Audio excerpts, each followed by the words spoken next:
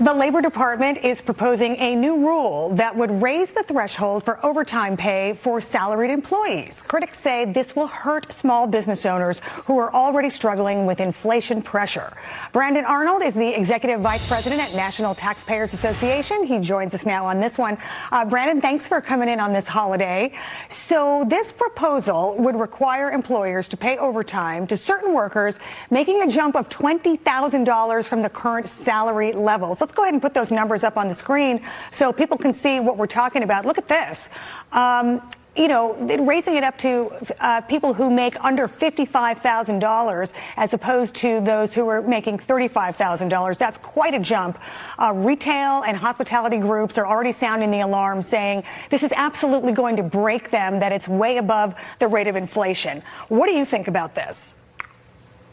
I think they're right. I mean, this is an enormous increase. It's a huge additional cost that small businesses are going to have to shoulder at a time when we've seen record small business bankruptcies. We've seen so many small businesses struggling to keep their heads above water.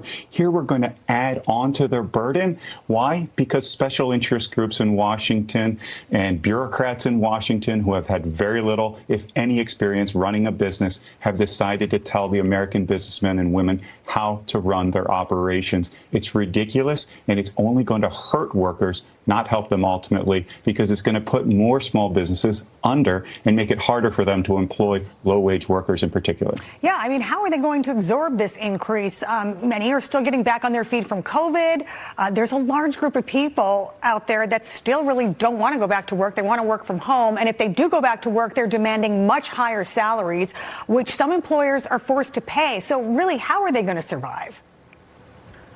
Yeah, they're going to have a really tough time, small businesses in particular. We see large businesses react to these higher labor costs by investing in technology, automation. They can find a way around these high labor costs because they have a lot more capital to bring to the equation. Whereas the small businesses, they just have to fend for themselves. So there's very little recognition of the additional hardships that small businesses are facing in this economy where we've seen labor costs absolutely go through the roof. That's good for workers. It's really tough on small businesses. And we have to be a lot more in tune with the needs of small businesses as a government. Unfortunately, the Biden administration has absolutely not followed that lead. They've made it harder, not easier for small businesses to succeed in what's been a really tough economy. Yeah, and my understanding of this is that this is a proposal rolled out by the Labor Department. It doesn't need congressional approval, so it's likely to go forward. I understand that President Obama had a similar proposal, and it was struck down eventually by the federal courts in Texas. So is that what you see happening here if this does go into effect? Is this going to end up in the courts? It will end up in the courts, and the Obama rule was successfully struck down. Now, we can't put all our eggs in one basket. We don't know what's going to happen in the judicial system. It's very unpredictable. So Congress should step up here. House Republicans in particular, they can stop this bill. They can stop this proposal through a spending bill, through the appropriations process. They can insert language to say that the Department of Labor should not move forward with this proposal.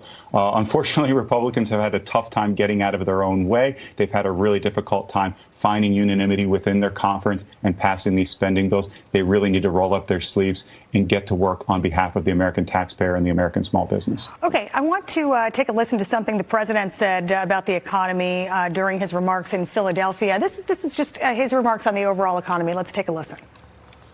I look at it from Scranton, Pennsylvania. I look at it from Claremont, Delaware. Not a joke. Folks, all my time in public office, I've been referred to as middle-class Joe. I guess they thought that was somehow not very complimentary. Well, guess what? That's who I am. And it doesn't mean you're not sophisticated because you're middle class. It means you work like hell, and you know what your family has to work like hell to be able to make it.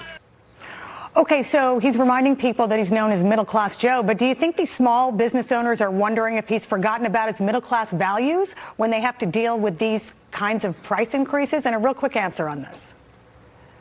Yeah, absolutely. He's not middle-class Joe anymore, first of all. He has a very nice house out in Rehoboth, a beautiful, beautiful home. But yeah, the small business community, they're being hit by these high labor costs. These high interest costs are also a huge problem. That's what the Fed has had to do in order to correct for Biden's reckless policies. They've had to raise interest rates to reduce inflation. Well, guess what? That takes a real toll on small businesses as well, because they've had a much more difficult time raising capital. Yeah, no doubt.